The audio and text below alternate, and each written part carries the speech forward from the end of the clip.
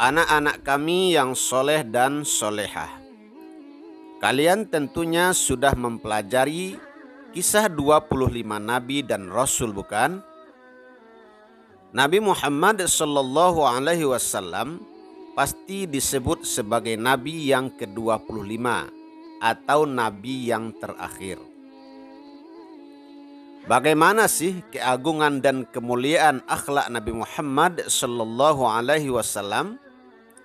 Nah, untuk menjawab pertanyaan tersebut, mari tonton dan simak video pembelajaran ini sampai selesai.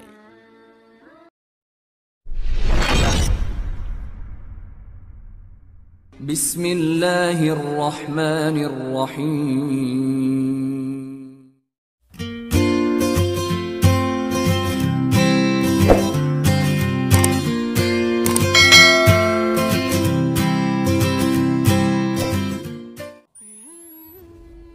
Assalamualaikum warahmatullahi wabarakatuh. Anak-anak kami kelas 6 sekolah dasar yang soleh dan solehah. Bagaimana kabar kalian hari ini? Alhamdulillah, semoga kita semua selalu dalam keadaan sehat walafiat dan selalu dalam lindungan Allah Subhanahu wa Ta'ala. Bapak tidak bosan-bosannya mengingatkan kalian, di masa pandemi ini jagalah kesehatan, pakailah masker bila bepergian, rajin mencuci tangan, dan menjaga jarak dengan orang-orang di sekitar kita. Mudah-mudahan wabah COVID-19 ini segera pergi dari kehidupan kita, dan kita bisa kembali bersekolah dan belajar seperti sedia kala. Dan yang terpenting adalah sholat 5 waktunya tetap dikerjakan. Sebelum kita masuk ke materi pembelajarannya, marilah kita berdoa terlebih dahulu. Mudah-mudahan Allah Subhanahu wa Ta'ala memberikan ilmu dan pemahaman kepada kita. Mari kita berdoa. Bismillahirrahmanirrahim. Rabbi zidni ilma warzuqni fahma waj'alni minas salihin. Ya Allah, tambahilah ilmuku, berilah aku pemahaman, dan jadikanlah aku termasuk orang-orang yang soleh. Amin. Dalam video pembelajaran kali ini, insya Allah kita akan belajar pendidikan agama Islam dan budi pekerti untuk kelas 6 semester 1. Saat ini kita akan mempelajari pelajaran yang ke-6 dengan judul Keteladanan Rasulullah Sallallahu Alaihi Wasallam dan sahabatnya. Adapun submateri pembelajarannya adalah kejujuran dan kasih sayang Rasulullah Sallallahu Alaihi Wasallam. Anak-anak kami yang soleh dan solehah, baiklah kita langsung masuk ke materi pembelajarannya. Yang A, Nabi Muhammad sallallahu alaihi wasallam al-amin. Yang pertama, Nabi Muhammad sallallahu alaihi wasallam sejak kecil sudah menjadi yatim piatu. Oleh sebab itu, beliau sangat mencintai anak yatim dan menganjurkan umatnya untuk merawat, mendidik, dan mencintai anak yatim. Di samping itu, Nabi Muhammad Sallallahu Alaihi Wasallam terkenal sangat jujur. Sikap jujur tersebut sudah diperlihatkannya sebelum beliau diangkat menjadi Rasul.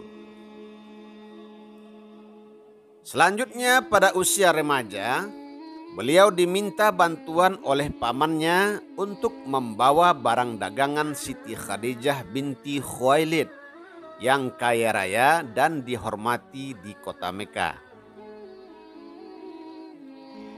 Kemudian pada usia 35 tahun, Nabi Muhammad SAW bersama-sama dengan orang-orang Quraisy diminta untuk memperbaiki Ka'bah. Ketika pembangunan sudah sampai ke bagian Hajar Aswad, bangsa Quraisy berselisih tentang siapa yang mendapatkan kehormatan untuk meletakkan Hajar Aswad ke tempatnya semula. Pada akhirnya mereka sepakat menunjuk Nabi Muhammad SAW sebagai orang yang tepat untuk melakukan hal tersebut. Rasulullah pun kemudian menyarankan suatu jalan keluar yang sebelumnya tidak terpikirkan oleh mereka. Beliau mengambil selembar selendang, kemudian Hajar Aswad itu diletakkan di tengah-tengah selendang tersebut. Beliau lalu meminta seluruh pemuka kabilah yang berselisih itu untuk memegang ujung-ujung selendang itu. Mereka kemudian mengangkat Hajar Aswad itu bersama-sama. Setelah mendekati tempatnya, Rasulullah SAW lah yang kemudian meletakkan Hajar Aswad tersebut. Ini merupakan jalan keluar yang terbaik. Seluruh kabilah setuju dan meridhoi jalan keluar itu. Mereka pun tidak jadi saling menolak. Sejak saat itu, beliau dikenal di antara kaumnya dengan sifat-sifat yang berbeda. Para sahabat dan pengikutnya sangat menghormati dan mencintai beliau, sehingga beliau diberi gelar yang artinya orang yang dapat. Mari kita teladani sifat jujur Nabi Muhammad SAW dalam kehidupan sehari-hari. Misalnya, orang yang minta bantuan untuk membeli sabun mandi di warung, ada sisa uang pembelian, uang itu harus dikembalikan kepada orang tua. Percayalah, anak yang jujur pasti disayangi teman-teman, guru, dan semua orang. Yang B, kasih sayang Rasulullah SAW keluarga, orang tua, dan masyarakat. Selain memiliki sifat jujur dalam berdagang dan bergaul, Rasulullah SAW sayang terhadap keluarga dan orang-orang di sekitar. Pada zaman jahiliyah, penduduk Mekah tidak menghargai anak perempuan. Namun Nabi Muhammad SAW justru menyendok putrinya Fatimah yang masih balita sambil tawaf mengelilingi. Begitu pula setelah Fatimah dewasa dan dikaruniai anak, Rasulullah SAW menyayangi cucunya yang bernama Hasan dan Husain, sebagaimana dikisahkan dalam hadis beliau yang artinya sebagai berikut. Nabi Muhammad SAW mencium cucunya Hasan bin Ali radhiyallahu anhu, sedangkan di dekat beliau ada Aqra bin Habis. Aqra berkata, aku mempunyai 10 anak, tapi aku tidak pernah mencium seorang pun di antara mereka. Mendengar hal itu, Rasulullah SAW memandang Aqra lalu bersabda, barang siapa tidak mau berbelas kasih, maka ia tidak akan mendapatkan belas kasih. Hadis riwayat Bukhari dan Muslim.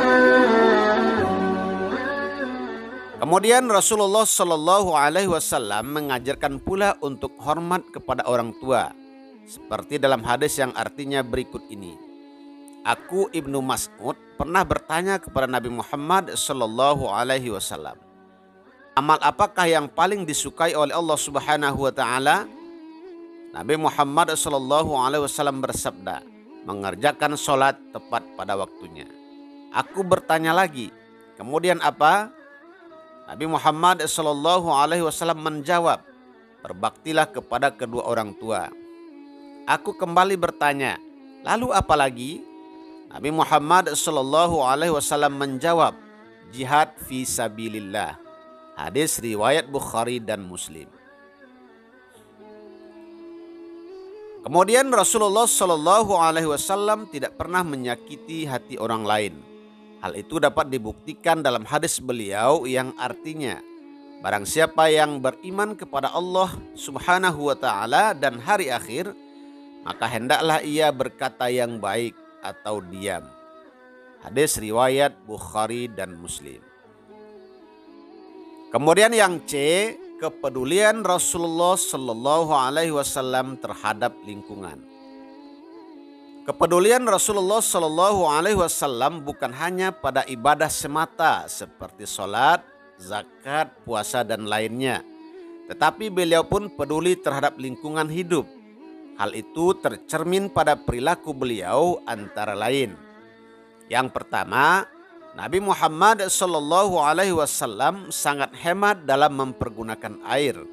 Itu dibuktikan pada anjuran beliau agar tidak berlebihan dalam pemakaian air ketika berwudu. Yang kedua, Nabi Muhammad Shallallahu Alaihi Wasallam mengajarkan agar tidak melakukan kerusakan di permukaan bumi. Kemudian yang D, Nabi Muhammad Shallallahu Alaihi Wasallam pembawa rahmat bagi alam semesta.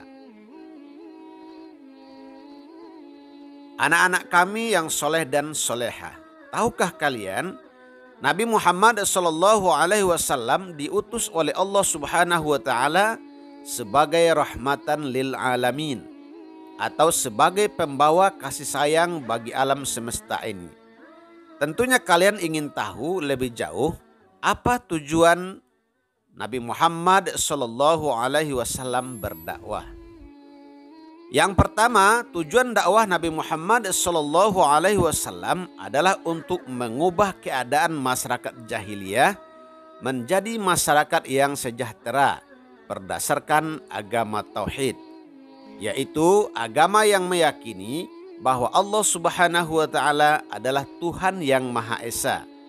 Misi kedamaian dan kesejahteraan hidup tersebut bukan hanya bagi bangsa Arab saja, tetapi juga bagi seluruh alam semesta sampai akhir zaman.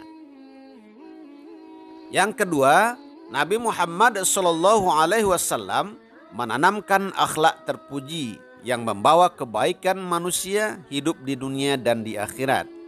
Salah satu sifat terpuji yang dapat kita cermati ketika beliau dan pengikutnya hijrah ke kota Madinah adalah beliau mampu menanamkan sikap persaudaraan antara kaum pendatang, yaitu muhajirin dengan kaum ansor, sehingga mereka saling menolong untuk menciptakan daerah yang tertib dan aman.